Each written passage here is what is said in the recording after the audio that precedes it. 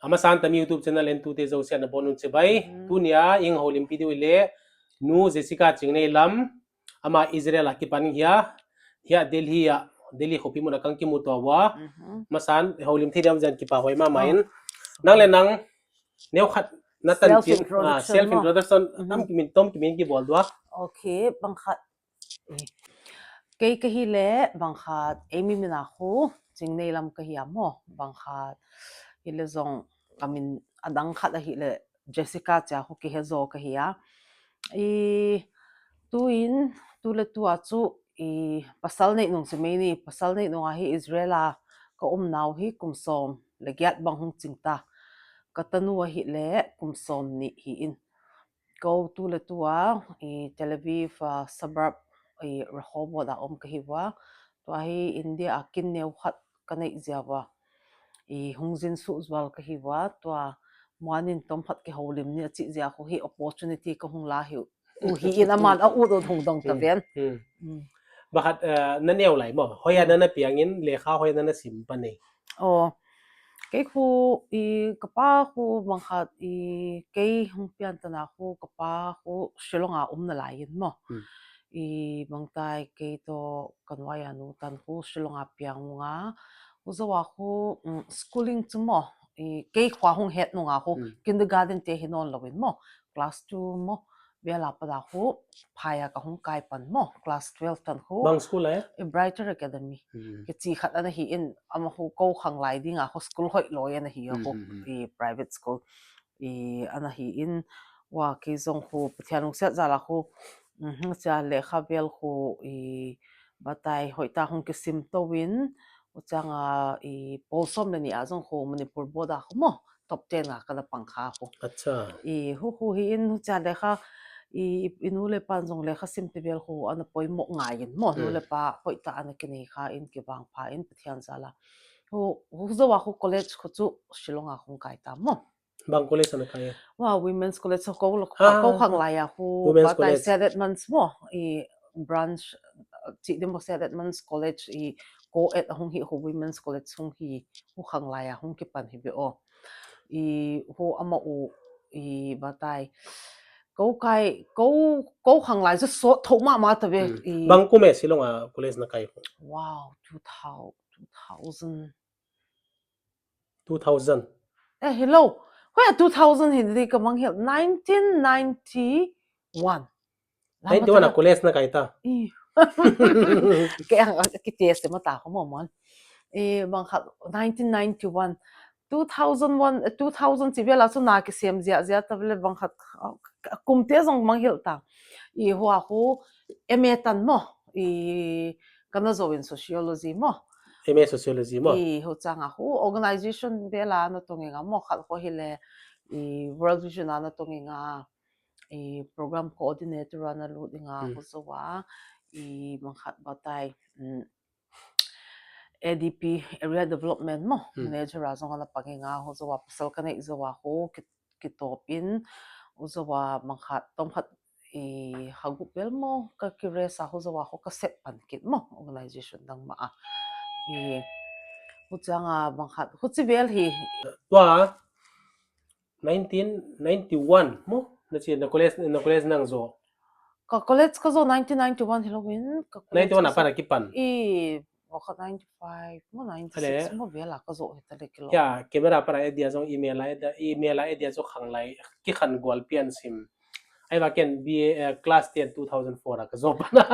oi class 10 2004 ken pasal nei ta ei natanu lo ta ki le gol no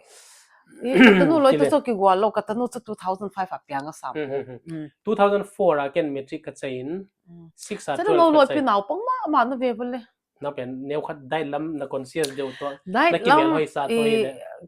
ka conscious base he zong Halloween atwa hi athau bon ka te na gong ka hi ya hila zong ka kong mo ka kong lam hi neu khat na simin chin uza hu ka ha thawa hele ke ya dinga problem mo min I hu zia hu athau loi ta hi ta to thau na ki sale chu ni la mi thau te chu thau sama ma di chila tun ale neu khat chen hung thu lu deu le mo to loi pa to ya pan nang ki mu kha boy kaloi pato kaloi pato kakimutua ba ko ma Israel apem hita mo ai banga ho bangkhat batai lekhabukhat wa aman anagel across the Shevet River mo kichi ho a finishing lam ko atsai deu wan lam hin chen ho lekhabu te boy pi to apa ma ho unfortunately apa ho anabein ho changa ma onjong ne khat and bang kya property vel ani te ko ahung et call chi de mo ho ahung et colin ho bangkhat ama in a cousin mo khat nei in ho a cousin ho kaloi hi in mo hu ama thua ko hong ki mo hi cha ikimu azong upalam ki hitan he the nau pang te ta bangai cha ki bang khat no lo chia interest te hong ki bang hu changa bang hiai ama zong hu mi pha hin chin hu changa zong khu nunga kul that ki hita mo hu changa batai ki twa che me ni mo napasal ne aku mazan hita pasal ne kum som ni la kwalam kai ta som thum nai ve mo ale to na gen dan khu no nakitian masang bua na loi pa Israel a umuita ama wan 1997 ana ko payata ve Israel Israel a alu na sa pen pen te bang kuma na lu do early 90s ho chi ta mo a chi le nang ki tiang so mo nang so masanga sabat na hilaw mo hello bang bian na ki khomai na nuwa also independent hi bangkhat to cookie thado speaking mo ni ulam blena kaki khopun bible zong cookie thado wangen Hello kana sin ba na bian minu ba independent baptist church asa independent hi mo KBC independent KCC hote chi tiam hello lo hello independent ale bang kuma nang ki tiang go tigel 2003 akakitemo 2003 ki tiang in huzawa bang kuma nang Israel na lut 2008 na ki tiang zo ban loi pa hi den moi la lut ama lut pai kapau chu bangkhat Israel sa hita hi mo aman zong residential permit ko kum khat khala di kila zel hele zong in between scoot vel bang vel changa ho Israel ko kum khada ho thumbe li ve phat ve hi India a ho banga ho bangkhat aja so man project nei mo hilama thila building zong na to zong na nei zia ho ho zia ho bangkhat hu cha ho bangkhat hin chin to ho batai hu cha ko tigel hi le 2008 a March a kalu do tun tang pia eila asabat deu chi te mo ajudaism te khu Israel lang malu di cha wa akum kum chi de ha chi de Hebrew ha mazilu ya nang khu hutia bang mazil se sola na lut mo ke ho preparatory kana ilo dan ho bangkha chile na siam zong ki hin hu changa ho akilut pai dai chi zong ho bangkha lo chami ten anticipate hi Israel analu ut ten tun banga ho ke hun hu kana nei be se lo mo aja su ta comfortable life ka dei ho nok pana sa en hila zong katanu ho kumthum bel hong chingta in chin mangkha kindergarten bela pada ho khat be pem ding tho hi hi la mo naw pong kho new la ya pada ipem pi lo le akum pharak le khasim ta bel pharak chmi ne akum ala lo lai ta bel in ke pui do le hila ma le bang ma hilo hula ma zong bang ma hilo di chi bel katanu ding hoita ka hong gela hi le akipem di tho le mo ama in le khasim bel apat ma kindergarten apada ho akipat dinga ho ka hong de kit in uchanga kapi uzong hun batai mo naw panga dinga hu mo ane wa pra ipm ho hi chi te bel ho again in chin uzia hu katanu ding gel na lew wa chu ama ne wala ya kapem mun huja hu ke hu icha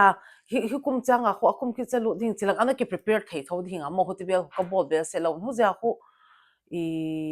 Israel bela pending hi ile preparatory ho chu ne khat la nga hi poimo ma hi ham dang hi mo aja so sa pham ngan tang hu pai thonan hila zong ham het hu hoi mo aga pai pem de le poimo hi na gen dan nakitian wo khu nain pite mo na pasal pain ko te Israel tao mo tao no gel cho hilang om khom mm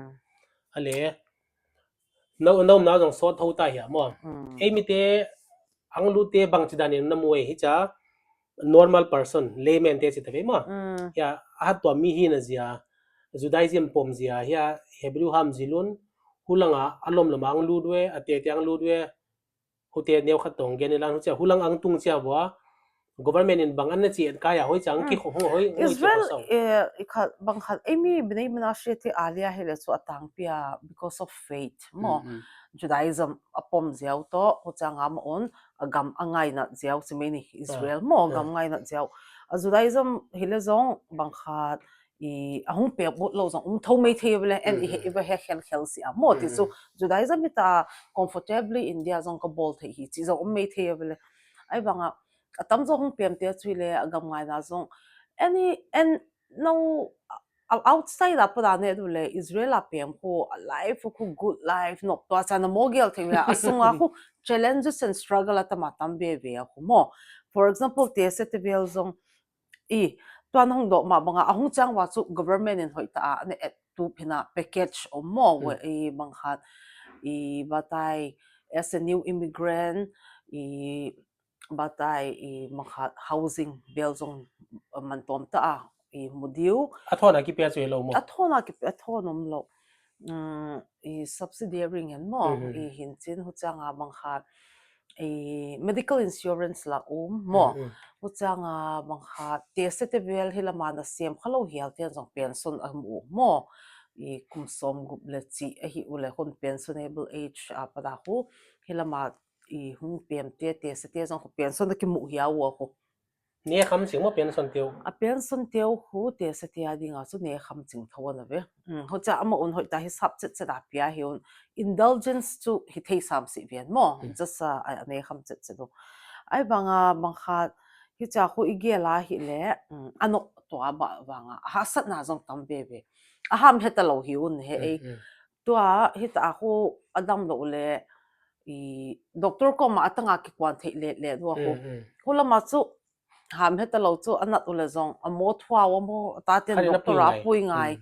uchanga I mangkhat thil tampi I cultural differences zong ho I doctor te mi et dan zong hilam to hulam ki bang lo zong hi mei the a hi lawa hi le en na pui sung na vel chi te vel mei hulama ki ngai pui mo lo mo Israel vela ho ki ngai pui mo lo mo azen siam lo mo ki heta lo I bahia ama un I doctor vela ke sa chiang wa zong ho alungu tung be se lo zong mo ko te vel zong ki za tho hi bang khat hong ended that si vel mo I ho te vel zong ki za tho hi district hospital ki an sa te bang dan de wa ma ai banga medical science ho sang ma hin na huai sia chemei ni mo native vel chu hi le hoi ta detect pa yun chin mo I mang kha ho te vel ko adam pi zong atama tam be be mo hi ei loi neu cha ki complain na he ei ka thazung na bang na chi te vel ko chu min angai sang be se lo amo bang mo I te se te kon uza in lamdam doi chemei ni ya India lama dam doi ne zong na lai tho hi mo saridon anasin bang kya gu na oxalgin bang kya aniu be o ken ka ba he hol si amo I India lama dam doi ucha ei India lama hu eimite hele India thil ki ching khat hoi ka sa lo chu antibiotic khumo ne ne antibiotic ha mo yo kan le I Israel a chumo without I makhat na doctor in prescription ang pia lo le kilai thei lo le hote bang ya India lama ang pateo ko asung na ten ma humo neo ki gop thei ziang le hote bel ko lau wai mo tu ni cha ang tung chiang mo alai fo tom ki ma gen di lei bang tang pi asem pan voi hu cha ki to del the na hi nai bakhat na sep chumo ama level chumei ni mo dignity of labor min I te salam deuh te bangkhat hia industrial chumei factory chi vela sem thei te lo te mo tua a te salam te vel hu pension nai lo deuh kum upalam mo chumei ni pasal te bang chu bang khat ama u town sung chi mai ni mo lampi phiat a pang loi zo ve ve khu mo khu a bol du le bol thiwa bol lo bol thelo a bol lo theu chinim ni ai banga mi Israel khu en alo hi cha igen mo tam thu ya mi bang khat expensive zong hi mo cost of living is very high mo mu za khu na khu se ngai ho cha na accept a hi le en zong satisfaction khat ke nei nok zo mo ho to bang thanwam ta zong umin ho cha dignity of labor min koi man mi na sep hu noi sia lo mo uchin ho cha akhang lai lam che mai ni a hat dom te bang kha le kha sim sang lo te lamin zong a sep diu tho industrial factory ho changa le kha sim sang te in a sep diu zong oza apang zong teacher apang zong ho cha aiminu pi te ho naudon zong siamun kindergarten atam pi sem zong mo uchanga hai te ka sem zong mo uchanga makhat HR mo sem bel zong chu icha na sep chu A level mo chat hina ai banga hina ama na sep sangin chaw ama a ko ki musangi chaw ki cha ki ke sang na tuan si na teng ki respect hi aja chu hia pa bel su siang lampia pa bel su siang pa na sep zong ho poimo mama ama in asu siang lo le makhat lampi bel ho makhat pa cha te ho na non lo ding hi zia ho ama na to bang appreciate mo la ki bol kit mo atang pi ai cha gam khang to la ve la mi ni cha dignity of labor mo kinwai se na chi tem e la khu avai cha ane lo ki tam che se ne khot ang ko dole hi te khuin anwai ten musilu chi kharen mo mi zo sian ane di khomang ki ni cha fa house silong kane di an tang bule me kang le lo wa chi dan khat hu chi jong hi ve ban mo ale chin e lang to te deu di ta le mo angyam pe na gen de cha angyam pe che no lang ham za da no si ban hi cha lampi phiat me khat mo e langa para lampi phiat te khuin bangzat la ho alo zo di voi comparatively in ama mo full time 8 hours to ole mo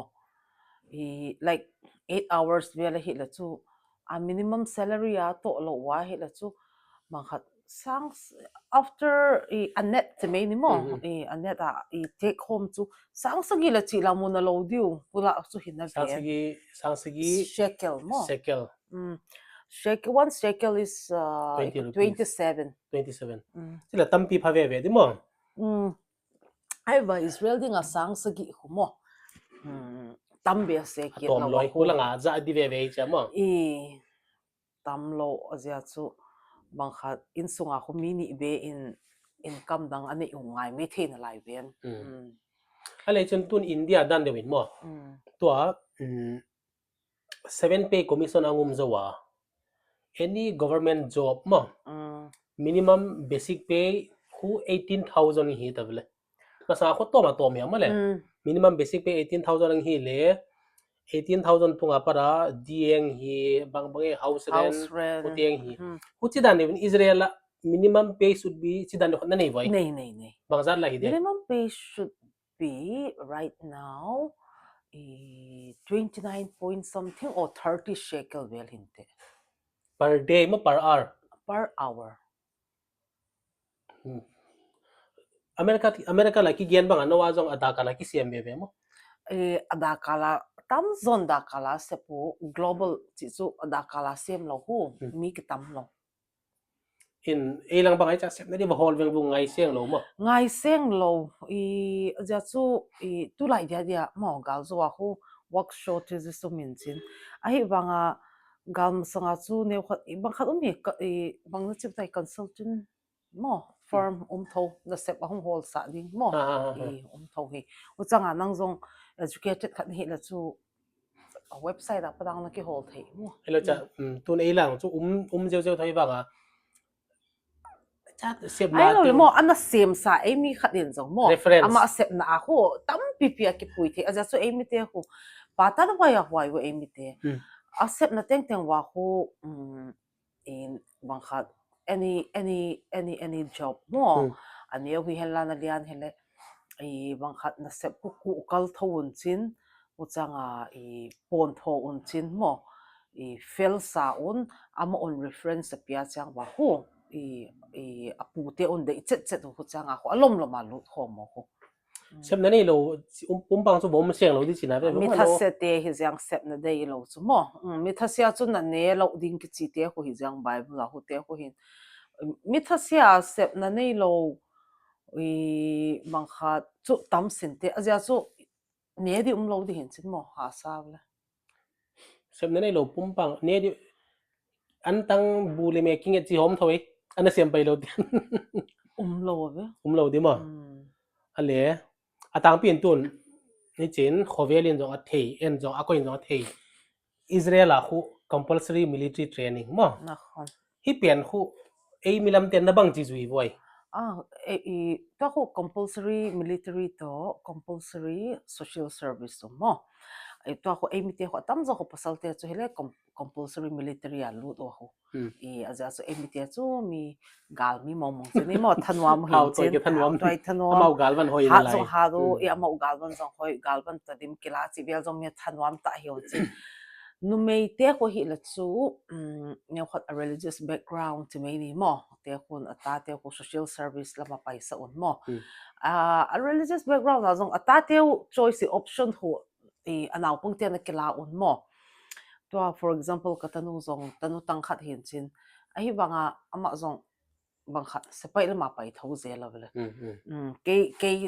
ke select di hele chu ke ka teng di hele chu social service vela ka paisa di ha mo ya ba man hi lama pa yo le naw hu lama khoi cha ita te zong a thu thu a ki mo ko le le the no no mo ama o alung lu na pa yo nga yin o ko to emi te pasal te hele no mei te hele army lama pai te ho felma ma un hang zong hang sanun mo bang kha to tung ga la bang asunga zong analu ko atama tam hin mo ngocha casualty yong ke nei mo le bang kha gal hanga ya hin khwa pia zong no min tu tung gala hi bang kha to compulsory service hi pasala hi kum thom hi in mo no mai hi kum ni hi in uchanga to for example army a den da hi la hu ama choice mo kum thum zo changa hu ahung po changwa army is a kind of a training ground for everything lekha for example university alu da he la zong baya hulai na pa da hu thil teng teng kho azil the hi in mo ho ama ohun option ho ki bol deu hi in to ko kum thum zo changa ahung po do changwa hu for example engineer vela zilu do mo doctor vela zilu do mo any bang khat professional bol teu hu ama onzong bang khat hwa pa da hu army apa da mo decision na hong kila pan theu ho ตัวส่วนในเกียนข้าจุ social service ที่จุ social service อาเปย์เลย military ไงเราไม่เราเลยไงเว้ย ngai lo ไงเราเว้ย ngai lo social service chi Like chang what? wa like hospital vela ki volunteer deu อาจารย์ hospital ลาเวลไลจากที่ volunteer หูจังกุมทุ่มเว้ยดิมั้ง kum ni amo kum ni hinte เห็นหัว salary นี่เว้ยดิมั้งเอลังเตียบ่อยเนี่ยดิมั้ง salary จ้ะ neu khat stipend chi mai ni salary hilawin bang khat amo okiman cha na di kham naw pang te mo neu khat pe ve on to military bang khat hi compulsory sunga zong amo tam lo pi naw อาคิดโตเดี๋ยวจะเว้ยเนี่ยตั้งนู่นเลย bang khat katanu chu bang khat batai ki to del zo chini aja chomo transportation teng zong kho song hi free hi mo le ama chu asam ake hol king hi ki to del chu มีขนาดเดียวจะตุนไม่เทียบางอเมริกาบูบางนี่เลยพอนปอยโมหุเตอามาเลยมา no support เลยนะ a stipend ถึงตัว a training สูง a เสียบสูงมั้ง 3 years สูง a คิ support a คิตัวเดียวจะเว้ย ki to del zo we ucha amo sepayom sung ba ucha ba ke cheilom lom za hitwan lo hi mo bang khat batai sumchu azang tu papa ya for example personally ko wa anung do a hele katanu chu sumjong aki khol hi เพราะว่าคนส่งจะไหลมั้ง khol zo ตัวกลุ่มทุน compulsory atoma tom hi mo sekitum bial so lo ya ai banga ma ko I kimenet siam min chin mo ama asuma za na pen huila an ne hi jang aja cho sepai ano du lowin an aki ha lei ale tun mo kum thum sungin in langa te e langa ko loi dan de wele so ti bang si mu boy I kum khada hi 24 days mo hele kilo casual ale tun no din mo na gen de na tanu khu aum na mo agam lai ne ba padin katanu khu tua atam zomi military lu te chu ama u abes to me ni mo a umuhia katanu khu when it's a necessity a hi chang chawa hu a ko u ama chu office kai bunga ni tinga kwante ho ina para in hu military service ve ve anop na khar jong ve ve du mo e gama bang hu che bang ki bol le chu as hawalim kila to bang to tam bo devan ama chu lim jong kila theilo te ho mo hallo ale tu din munin mo eimite nang mu danin eimi alut mo Israel gamaum te khu bang profession line atam de we tu ta dia mo first generation atam zo ki hinalayin mo to migrate to any new country mo ko lu dan ko anatuam ta jiang zong le mo a hong zia to by faith an lu hilong zong a country in hoi ta acceptance level ana sang le zong ham te ko kizil tha ngai hi zia hu thil bai hilowin hu zia hu bangkhat insung support ding a hu pai zia hu mi educational background India pada hoi ta nei tian zong le kha simbe zo lo zong be ve thaw bele ja su na to ngai insung et to ngai hi ta zia hu za hu atam zo hi na to hi hu sa lian lom lom chi ding chom si dignity of labor zia a hu ho in ile zong awon ba chu nu pa in na to mun hoi ta ki wa zo mun mo eimite felun som ho zong siamun in zong khono ta na yon chin changa mangkhat batai tua second generation third generation la apada humo professional line na humo anu te pa ten ata te ahong bang chi kho kha chi hu hu ki he thei pan ben tua ko loi khanga so kamu kamangu ka sep phot nei wi ta chui le ka hin na ding ding wa kamu mu MBBS mu bang bang sem chila mu bang bang sem ka hi phot chia to hi mo ale tun neo khat e gam to neo khat compare je le mo ya chu mi ba nang pe du mi cha no zo in nei ya male na in nei teo khu loan na bang chila wai loan hulanga percent bang zat be rin ape imo loan person chu ke het da na hu tam lo be atam pen khu mo atam lai pen na hu 5 chi la hi ben 5 for example as for a new immigrant especially tom zon lai mo 3 point chi la vel mo 3 point chi vela loan hung la di chu e langa RBI a sem tele SBI a sem te ngoi ngoi jong employees te ngoi ngoi jong 5 6 ka thei khelo le 6 la 6.5 vela law ya hu bang chu ki eng bot ya simple interest in lai mo bang mazar phalo tun atang pia Delhi line leite velin home loan hu 8.5 ai lo le 8.9 hu zong record hoi te na lai a record hoi lo le 9 ten lang tung or record hoi cha a loan repayment mo loan repayment hi lo loan repay a loan an la ma sanga huwa civil score ki chadum be no banking ai cha bang EMI na la kha a loan se ta na pia che te ho ben record ki maintain in 700 noi lam ho bang ile chu loan ki pelo chi zom be mo suppose iPhone bang phone hat po chi ni EMI na la ha khan na default khale na civil score a khu ada ki reflected din hi pa chu gin ta thelo doubtful category chi ba na okay ha chu hu chi dana hi le chu e lang te bang le chu in a crore man ki le Delhi abon Delhi Bombay Bangalore hoi la bon cha 8.5 noi hi na chu khalo hi ta mo ai ba eimite khu in nei tamma ma kit na be bole mole city azong eimite khu in nei pen khu bange khara ki gel thil tu pia ki gel mo bange cha in sana vom le le status symbol khat zong hi be status zong in India land holding or anything is kind of a status symbol to here. Status plus sometimes burden zong hi mo. So changa security khat zong hi mo. Che eimite ko mi to kitwa siang lo hi we mi insan ayom zong ini te no hi ut pai chi na lo mo hindan zong tuamin cha party ho bang bo ki bo le lo le visitor tom tom bang ngum cha ini te na ning thei chi wel mo ko chana men ale tun mabana mo tun zong no sa kho zui te ajudaism in langa tampi mo a hebrew ham zil lai cha jing hi mo le ama wadinga ko zong kibbutz ka bo lo le lam ka a kibbutz chi chu bang kibbutz ku bang khat I batai cooperative mo I cha mi to gal zo wa hu 2000 May 2023 zo wa ko zong gal tai ka nei be be ya mo ta hu cooperative farming changa integrated farming chi de mo ta hu bakhat kibbutz khat ka bol mo kibbutz e hama bang chi le di chi kibbutz chi chu thil bang e hama again social service mo social service lowin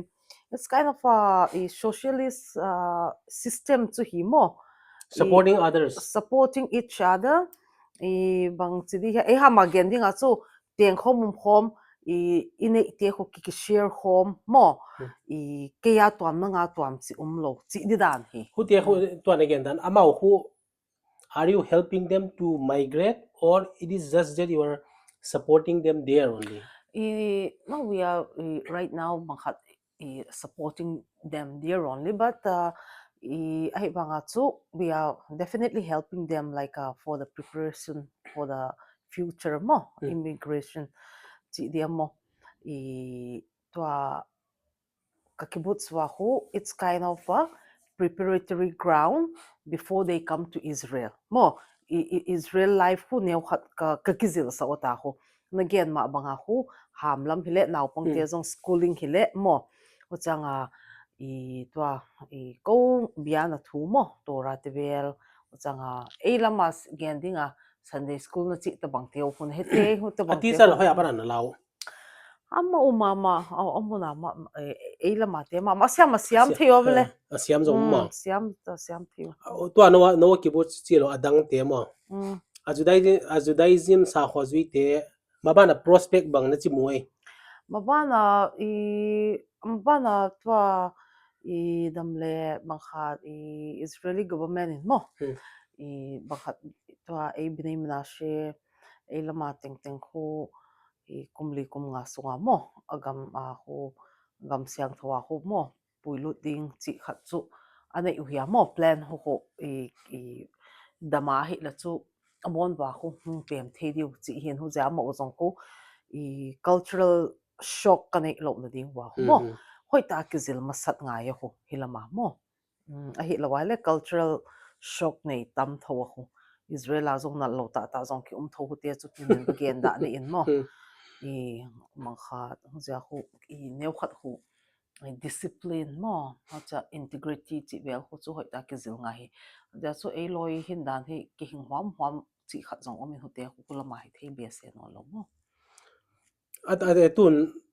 ho cha 5 years sunga to plan chi bang mo mi bazala vel kela lu zo din ging tai bona achu hia mi bangzat bel ko me almost 6000 bel ko bona 6000 in India mo kula bazana phatta di wai we are almost 5500 plus 12 including the newborn children mo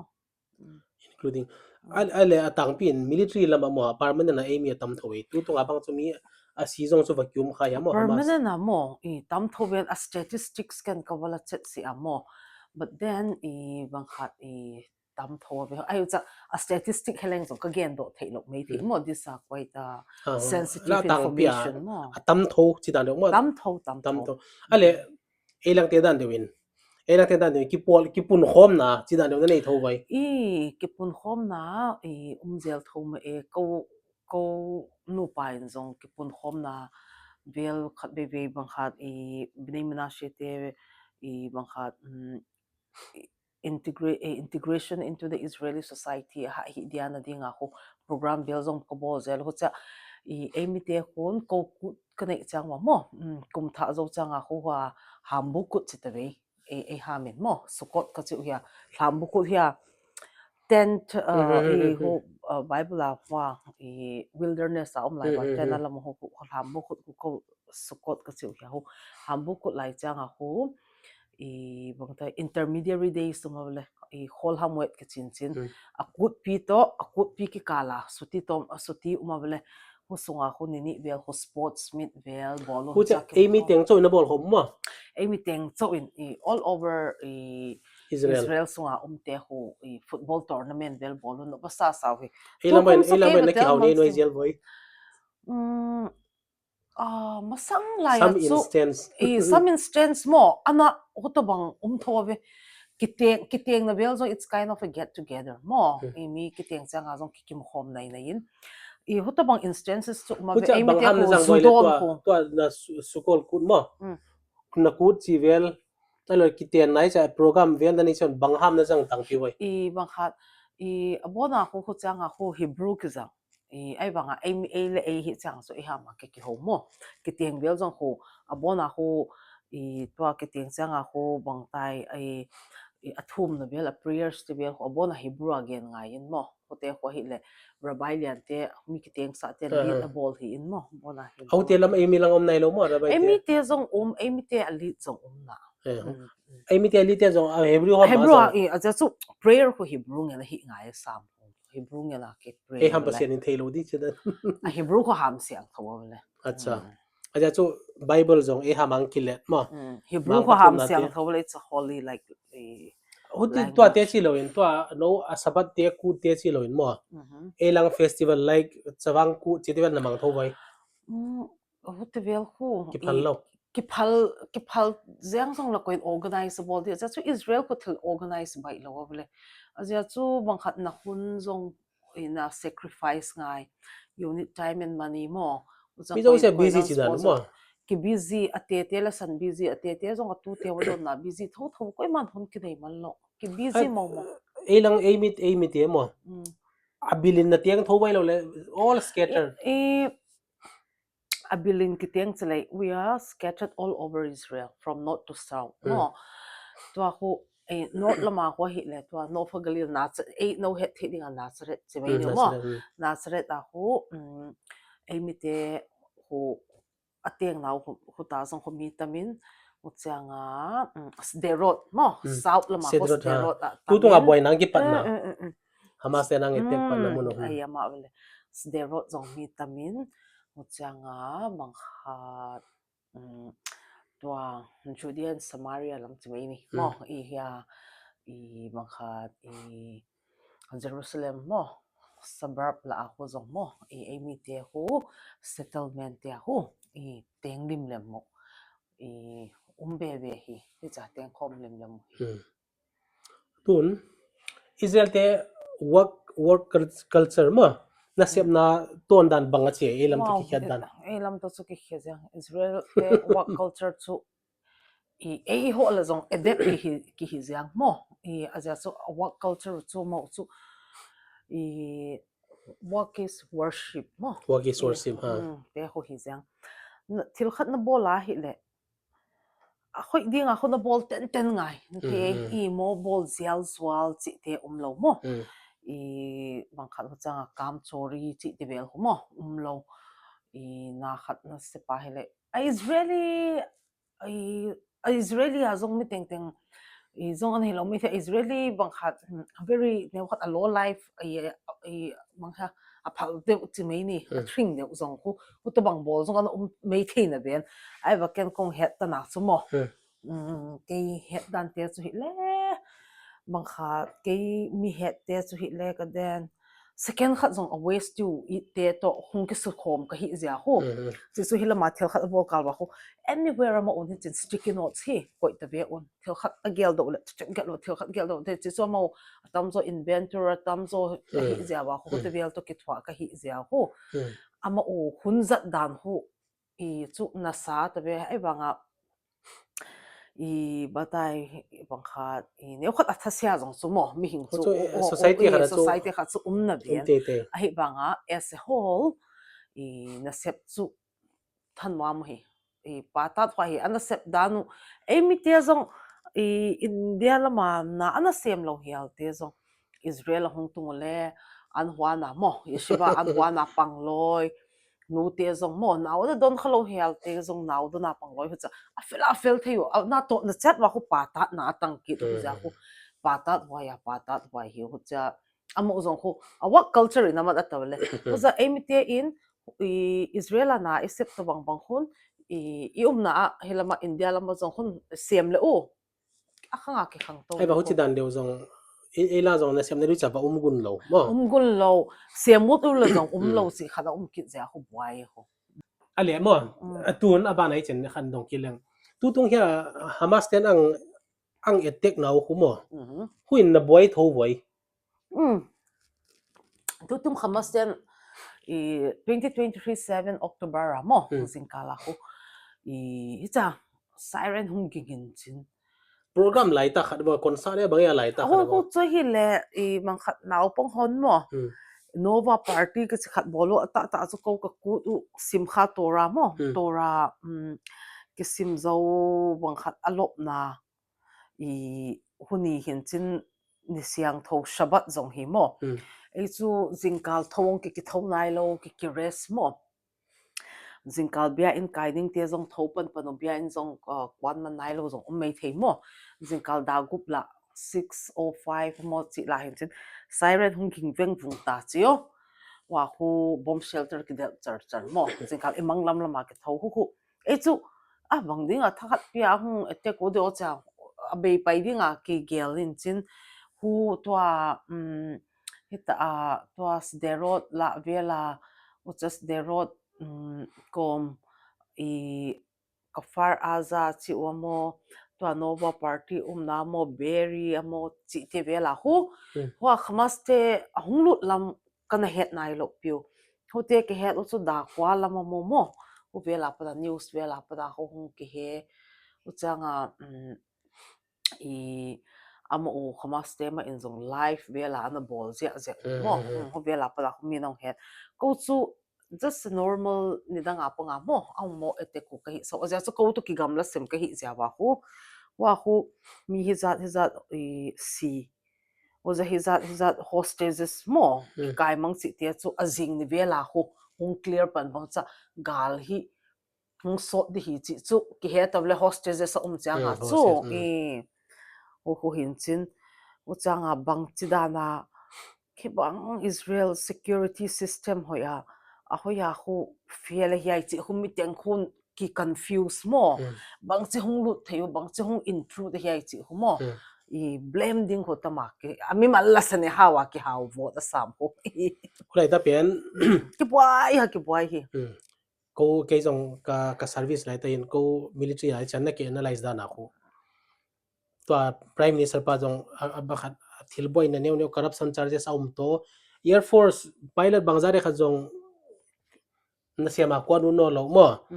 Israel se pai tampi kha joi cha prime minister pa de lo na je cha sotia pa ki nung le lo chi ho dong na umin puti ho ja jong se pai te ne khona na nel siau de chi dan ne khona jang ai dan bang khat hi a government neu khat ade lo pol mo leftist party hon hu hulai ta khu bang hi boina jong chu neu khat ana bol hi na gen ma banga hu sepai lam jong khoi cha ana ki ha dal khawa mo hi lo le bang ngo ding chu tam ven a hi banga ka gen ma banga common enemy ki nei hin koi a left hile a right hile min a jiu te mong hu wipe out the ball ut hin chin hu ja hu a gala hu ma hi la chu ki pang khom ki hi banga hi apada hi even the Israeli mo opposition hi helan a ruling hi helan azil diu chu azil do diu chu hi le bangkhat batai security chu labs mo lo mong di hi me hu vele to khovela CIA te sa nga jong na sa zo ki gen Mossad spy te bang thil khovela thil tung te zo se cha thei gi gyo thil mun ta kin bol fu ale Hamas ten hit ta banga preparation ne yu Egypt te ko ten pan piu ki chi ma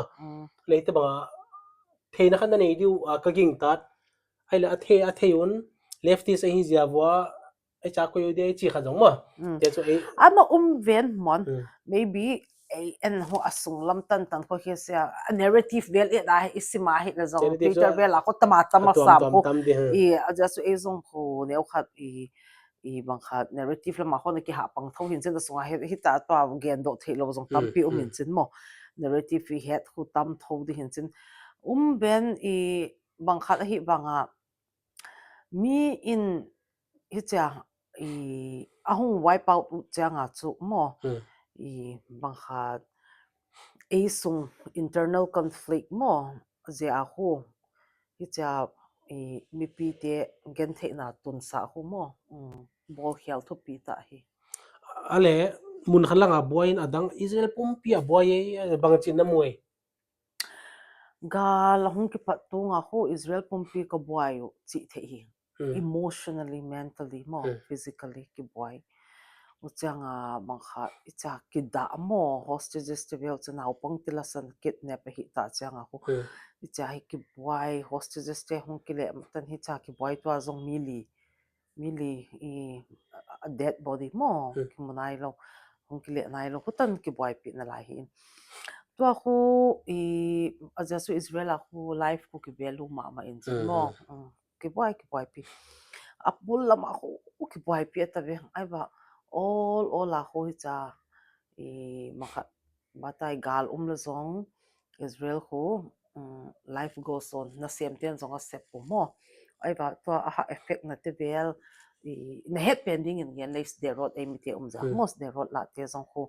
evacuate ki bol mo hotel a mo zong kha khat lam 5-star hotel nga la ko izyang mo free à eimite ko free a ani ngo hong ki tel gam hinalai me po ho du dio du diu hotel an hong khopu ku ngin chin ma khat hecha i batai ki boy veng vung ai banga a hon hung pai pai in i na i bang khat cha all a ho i na sem ten zo hung ki hung sem thein na chu ki sem jing i galzia amo office su ti chi te hu be se lo wa iran ten i 13 days hong kap ừ ừ ding wa ho ballistic missile hong kap ding wa ho ai ki hem sa ya mo le ừ au ho azing ni hu ni khat su ti ke hi sa ma mo adang teng chu work from home na office ho lo le zong work from home bo zong tam mo i ho changa i physically a na step na ding te chu e ahung bo ai lai ta chu lo hi to bomb shelter nang gen ngul le mo mm bom shelter khun na bang chin e we suppose lam ka bang ni sap te le chin mo mm tui buang te na nei di moi lo le kam do veng te na no to ma nei di chi hoi chau mo every building has a bomb shelter. it's a No. building Mm. building in the sense apartment Apartment, for example, is there are there's a room had a bomb shelter hime mo. ina In sunga. ale kon ain khu contractor me ne gu to bang to lam lo chi na bo Ajasu bangkha ho changa in building lui te velin ho basement naked mo. Ho changa le en atha ho at ibol u le ina song ho ki at thei to ai banga. Tos there te vel ho hi lami Gaza to kinai hin chin amo atai na diu ho they have only a few seconds mo. Uza ho room khat ho. Ziang. a concept bang e bom shelter chi changa a tua mo mo ai cha mi nang lam pi mo lo le room khat khuna koi din room khat nong se de khu bom shelter na chi me mo No, atwa mo nga kilama vele. Ho a material ke zangte ho in i bangkhat tua te hun i bangkhat rocket hun kap te hun i bangkhat a penetrate zo lo ole. Aki lamdan tuam akot tuam me. tun ale no wa example la vai Mhm. nei no khu in song song bang za de Song gup na. hello a building Eh, mo a building mong song kwat. no wa song kwa in song kwa la bom shelter bang za dum A go building a ho komona ho anwaya kanayo mo. à Aiba each apartment mo ide in ho I room khat ho special ha kilam sa the kit mo aiba nga ballistic missile te bela hi changa chu anwaya ho izo to gaza lama pen te ho hi la chu I room ikilam sa piana ki den the ki musit de ko automatic rifle hi na chira hu cha hu twa iran lama pen hu mo law wai tho tun hi ale iran lama even te the bomb shelter apartment room kilam den pen zong hu khat zong hu penetrate a bola asonga mi thum si tho tho le tu tunga hu hu chi tho mo hu abom za hu khat ta anwaya ko hoi ambo mo hat mau tun na gen dan khu anwaya taw mo na bom shelter no apartment apen anwaya tain lan a building bang to Israel te an Gaza la na kap dan teu building chim wa vok hotia chu pengton sivel chin mo hote ko apot do na de to mom kit ho ko mo hilo kasi a build na building collapse hial tele mo anwaya pen save dei safe a disconnected mo disconnected chat chu hilowin a hi banga bangkhat a safety reason ding amo engineer ten mo design bol hiun a safe lo wa hi le bomb shelter an maya te bang si hum pot do zel di lo te ko ki kai khe zel le kasi a building se te zong hu chi zo mo a building se te zo akilam na mo khatay nang akilam na va mo che dei mo lo mo lo ka paun mo ben na ama in construction lam hi dan pen to na in le no wa in zong akilam sa na le mo Israel in kilam teng teng a kilam sa ki le ngin hi en ba kilam to mum lo sum lam tom zong eimite mo anei zo ta tangai di mo ucha mangkhat batai wa Ariel Sharon in Gus Katif na pedo vele mole to khamaste na khu wa eimite ana te khu ahung pot te khu settlement khat pia mo ni chan ka chin uta khu gam khu man tom ta leyon to villa tengena kilamoya wa lam te khona mo ina design de dan chada kilamoya mo ama ukon hebe on atom da lam ma hitan interview dong source sim tain atom da lam khan dong leng e life in Israel mo to a life in agam India chi da vai ina sep dan wi ta ven i khotang hin dan wi ta ven le i kho hei dan mo mo Israel na hin dan to eimite specific ma lamka example la lamka hin dan to Israel no lo hin dan pang na chi aki hian na le aki bat lo na le aki bat na bang bang gen thi de mai aki bat na chu I andu te mo I me du te khu khai ni te mo talap sikhar je hin chin changa I me du te bel mo I sing tang me du te chu be sam lo aki balo na chu I work culture hu ki bang lo mo uchanga parenting mo uchanga bangkhat uchanga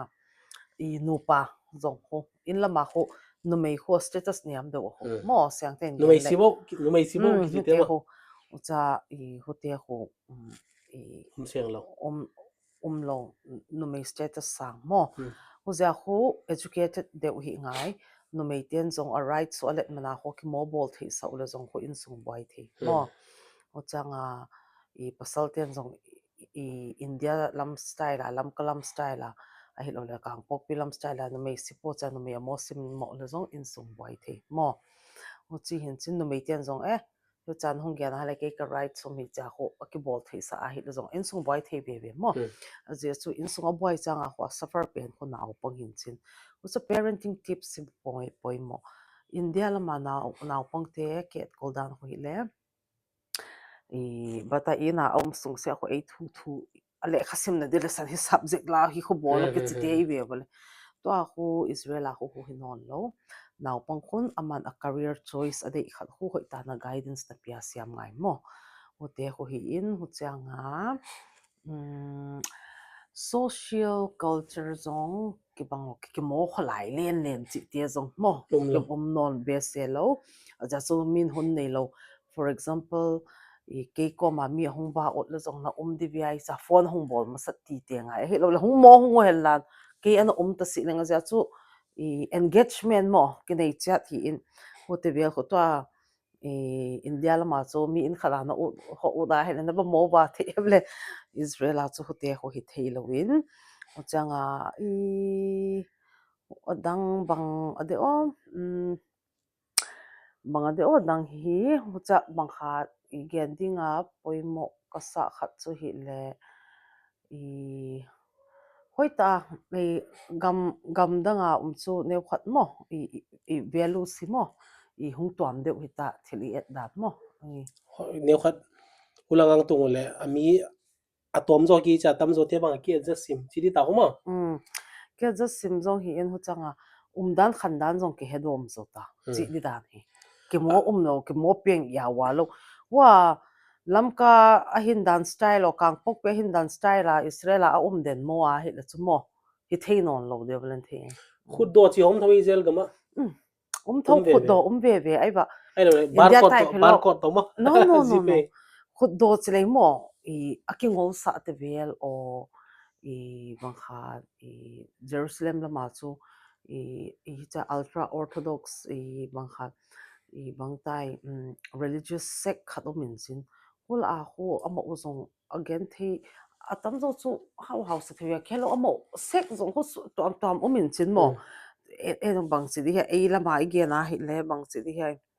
ko tuam chi mai ni mo a religious song azong hu ta a hu amo hu ne khat hu group la hu ne khat again thi ma pol min hu te hu ne khat batai ya prayer tua kotel vel wailing wall vela prayer vela dinga no ho changa mo ne khat charity vela na nge no chana ba Israel as a whole amo hu in ane ilo hi thil wan lo acha amo it's kind of a hobby to banga bol iba Tel Aviv vela khut do te ko hi la chu drugs vel bang vela king ol sa akipet hawe ai lo le homeless chi te vel uchang ha mi la pe ki pia kipya ma